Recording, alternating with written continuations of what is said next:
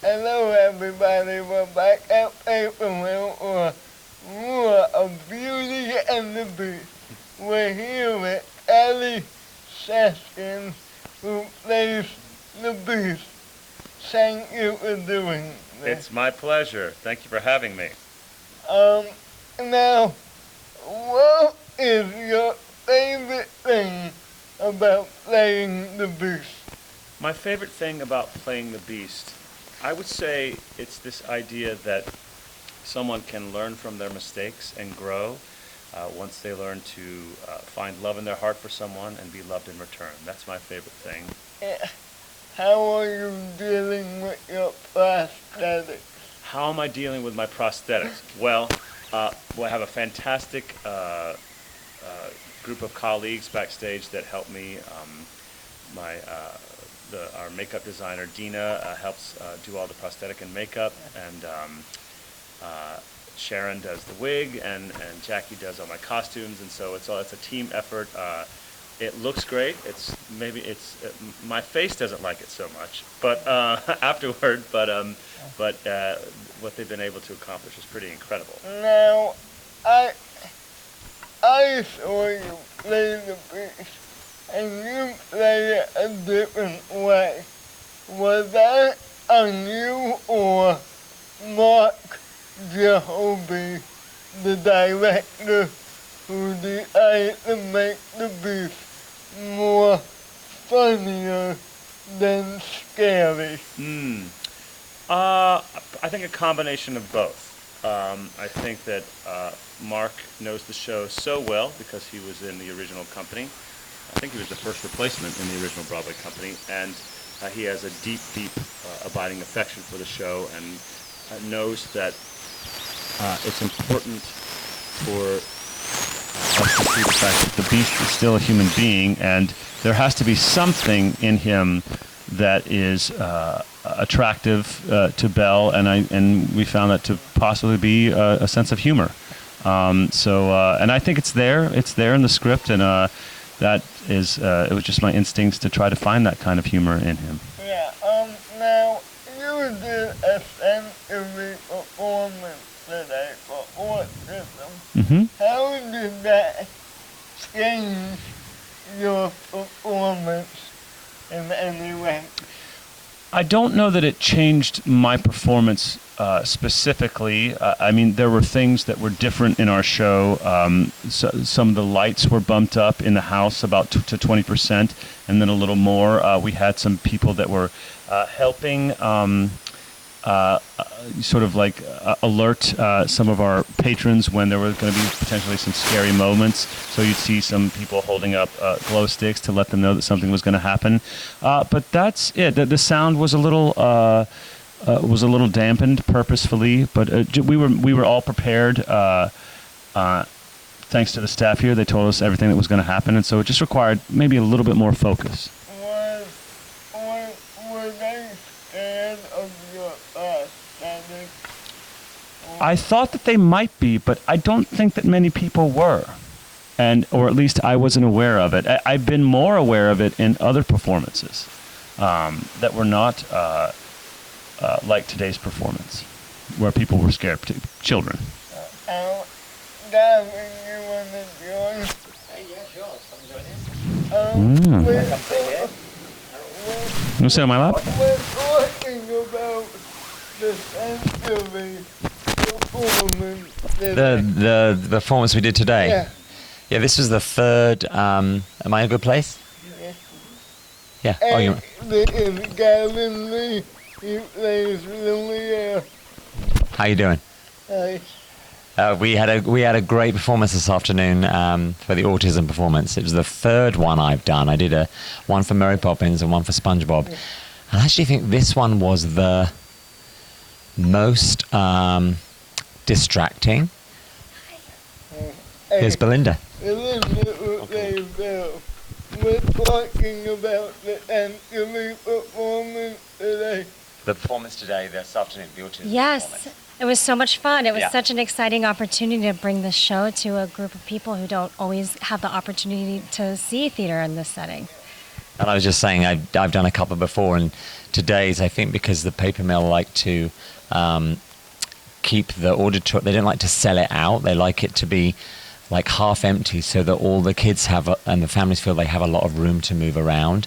But in a way, for the performer, that made it, for me today, even more distracting. I mean, I'm very glad that we do it, but it's hard as a performer to zone out the movement and the noise that we're very glad that they're making. And so today I found it very hard, especially for like the first 20 minutes, and then I guess I got used to it, and we just got on with the show. Now, your clothing in July 3rd is what next for you guys? What next? What's next? Well, for me, I'm getting married in October, and I have lots of prep for that. That's the best gig ever. Yeah, great gig. It doesn't pay much, but so that's what's next for me. Yeah, I am having a vacation with my family in Minnesota, and then I'm going on Disney cruise to do my cabaret What ship? on the Disney Magic. And I'm going to Scandinavia to do basically Disney theatrical. They take some of their past sort of family that have done Disney shows for them before, and they say, do you want to go and do your own show on the ship just one night, and you get a free cruise for your whole family? So I'm going off to do that in August. What about you, Tally? Ellie? I'm doing a new musical called Becoming Nancy at the Alliance Theater in Atlantic. Now, what's your favorite part about Beauty and the Beast? My favorite part, even though they're a bit cumbersome, I like wearing my big old candelabras on my hands and working with those and feeling like I have like a bit of a gimmick. I like when I've got a prop or something, and you know from other shows you see me in that I often have a gimmick, whether it's extra legs or big long green fingers. So I like wearing my candlesticks on my hands. How about you? I think the story is amazing, and I've always loved the story since I was a little girl. So being able to be a part of it is really exciting, but also being able to tell it with our own personalities involved and our modern twist on a lot of the lines, like our scene where I'm refusing to go to dinner, and the way that you react to me is very modern day, and I think it's hilarious and also serves the story really well. Well, and my kids, my 2-year-old came today because it was the autism performance. I thought my 2-year-old, who I know is going to be noisy because she's only 2, is the perfect show for her to come to see. Her, and then my 2 other kids, my 6 and 8-year-old, are coming tonight, and they've all watched Beauty and the Beast with them, with my wife. Yeah. They've seen the cartoons so much that I love that they can come and see this, and all the same things that are there. It's pretty much the same script. Obviously there's new songs, but we all look so different from the cartoon, and that's what I love about taking a Disney cartoon and then making it completely human and different for all this audience. You know, all the kids in this audience had seen the cartoon, so they know the songs, they know the story, and it's just great to have a creative team that can come up with brand new ideas so that it doesn't look like a carbon copy of the cartoon. Favorite? What you are? My favorite part about the show? Yeah. And with your It can't be my prosthetic. This is my first answer. They're not your favorite thing. I share a room with Tally, and so I see him getting that glue put on, and then that's stuck on, and then showing a picture of you on Instagram with the gloves on. oh, when we swapped our hand props, I had his beast gloves on, and he had my candelabras on. I thought it would have worked, but he didn't want to go with it. No, I was a supporter of that. Our director was not. Yeah, no. I think I like so much of it. I mean, I like all the scene work, and I love Act 2. I love getting to do all the scenes with Gavin and Kevin and Stacia and Belinda. Like I love that whole scene into the dinner, into the library, and then into the dinner. I love, because I think it's a great combination of humanity and humor, which I think is what makes the I think also for you in Act 1, you're basically a beast. You're just angry, shouting, don't do this, I'm in charge, just like our dressing room. But then by Act 2, you know, Tally bothers to find a character and to go somewhere with it. I've learned so much about what not to do watching Gavin. Yay! This is our everyday banter in the dressing room. How is it hard doing the wolf? Oh, the wolf chase. I'll answer that. Oh. The dance in the yellow dress. Oh, and dancing in the yellow dress. Well, first regarding the wolves, that's hard because I have terrible hand-eye coordination. I have to catch a wolf. Luckily, it's almost as big as I am, but it's kind of hard because it's a cute little stuffed animal, and I want to just cuddle it, and I have to be scared of it. My 2-year-old today, my wife kept saying that she's just going, "Where wolves? Bring wolves. Where are the wolves?" Her favorite part was the wolves. Well, maybe we're catering to we're going about it the wrong way. And then dancing in the yellow dress sometimes is hard because the way that they structured the dress, Leon, our designer, did not want the whole gown to swoop over when Tally and I were dancing. So when we come close, a lot of times these dresses move like a bell, and he did not want that sideways movement. So they made a cutout in the front so that when he steps into me, the whole dress stays in place. But sometimes, you're welcome. Now you have to act during this one. Oh, there you go. But sometimes that structure gets a little bit funky because it's softer than a lot of dresses of that size. So sometimes my heel will get caught in one of them, and a lot of heels get caught in my skirts. So sometimes you'll see me awkwardly getting up by one leg or kind of hopping along.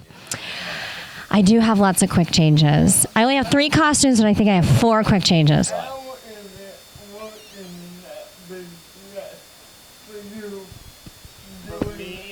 doing that dance? The waltz, it's interesting. I'm more concerned, honestly, about all the stuff that I have to deal with, like getting my, because I have so much on and so much padding on, like getting my hand high enough For the turns. turns and things like that, and making sure. But there is some awareness of not wanting to step on the dress. And now that I'm thinking of it, like, it was very present at all times. when I was Yes. dancing. Yes. Doesn't move out of the way. In all honesty, it truly is one of my favorite parts about the show. And I'm not a dancer, so at first I was like, oh god. but I love it. I love it. There's a lot of story there, which I think is good. Favorite new song? Favorite new song that was not in the movie. I'm biased. I like If I Can't Love Her. I mean, I think they took a bit of a risk not putting "Be Our Guest" as the end of Act 1, but doing a new song for the Beast for the end of Act 1. But by God, they wrote such a great song that he comes off for the intermission. He comes into the restroom, and nearly every night I say they loved you. I think they give a bigger cheer for the Beast solo at the end of Act 1 than they do for "Be Our Guest," which is down to Tally's and his acting and his singing, I think. That's my new favorite song too. But I like I like the Hour Guest, yeah. That's my favorite. but I also like I Can't Love Her. And also, I mean, both of your solos are both new. It's just that Changing Me is even newer because it got put in 5 years after it opened on Broadway. So both of her songs are brilliantly written and sung as well. Yeah. Human Again was in the cartoon and they cut it. Really? Because we now have a DVD of our DVD of the cartoon. They put it back in like 10 years after the release of the DVD. So we have Human Again on our cartoon version. I get one thank you all for doing this. Come see Beauty and the Beast. Move July 3rd. Yep, you have about another week to come see us. Tickets. How many left? Bye. See you later. Bye.